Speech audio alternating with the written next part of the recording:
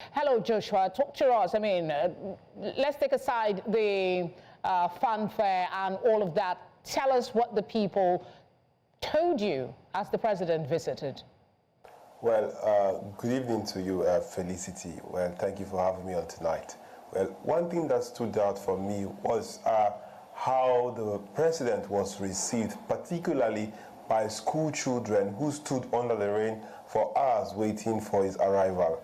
Well, to my chagrin, those students stood under the rain, defiling the rain, and as several cars passed by, they got splashed with water. They stood for so many hours awaiting the president, from the early hours of 7 down to 12 p.m. when the president arrived. They still stood there. I was wondering, why were these children subjected to that intense and harsh weather? Most of them just clad in their uniform, light material that could penetrate. I was worried for a fact that those children were subjected to that code. However, most of the persons that came out to the street today were all dressed in black. Well, I got to intimate them in a conversation or two, and they told me vehemently that they were mourning.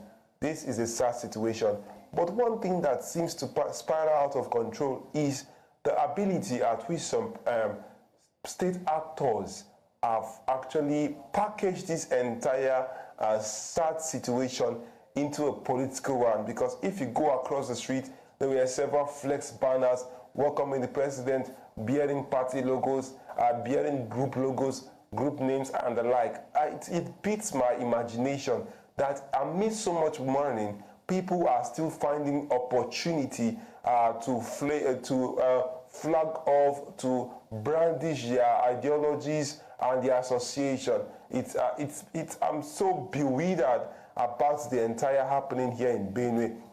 However, down to the state government house, we saw a series of women who took siege of that particular place, airing their grievances. They were not just Benue women. When I mean Benue women, those who are of Benue origin, but several peace-loving Nigerians, Igbo, Hausa, who are resident in the state's capital. They just wanted one thing: that peace should return back to the state.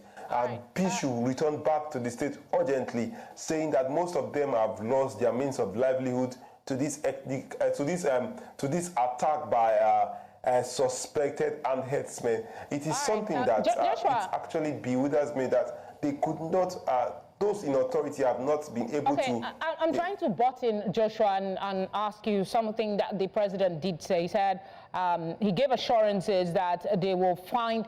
Let me see. I give you the assurance that we will find peace and convert this tragedy to prosperity.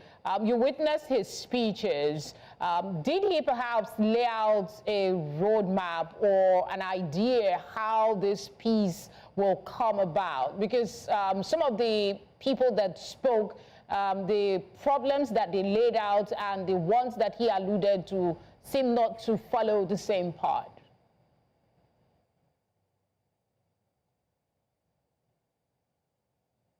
Well, one thing that stood out for me during the speech of the president was just him passing blames to those who he mentioned their first name. He even went ahead to call the CDS by his first name and telling him that they need to stick their head to the ground. He even queried the Inspector General of Police. And one last thing that he did was that he needs a formation of a committee, a reconciliation committee that it will comprise of the Nasarawa State governor as well as past governor of Benue State, and saying that it is in politics that you could be enemies in politics, but you have to cater for the well-being of everybody across the nation. Well, it is disheartening that the president is sticking down to politics. I think there should be a clear demarcation between governance and politics. Governance should always come first, and politics should come later. But now we are seeing a melting point of politics and governance, which is not supposed to be so. We ought to take away politics out of this conversation and deal with governance. And when I mean governance, we ought to deal with the situation headlong, not who is quarreling and who is not quarreling. So that is what I think is necessary.